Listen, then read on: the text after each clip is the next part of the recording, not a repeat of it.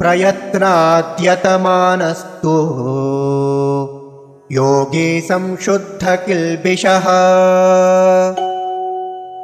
अनेकजन्मसंसिद्धः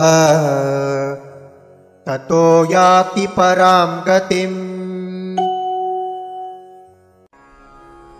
प्रयत्नात् यतमानः तु योगी संशुद्ध किल्बिषः अनेक जन्म संसिद्धः ततः याति परां गतिम्। प्रयत्नाद्यतमानस्तु योगी संशुद्ध किल्बिषः अनेकजन्म संसिद्धः ततो याति परां गतिम्।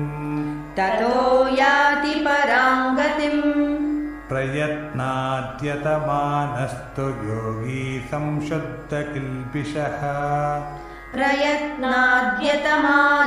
योगी संशुद्ध किल्बिषः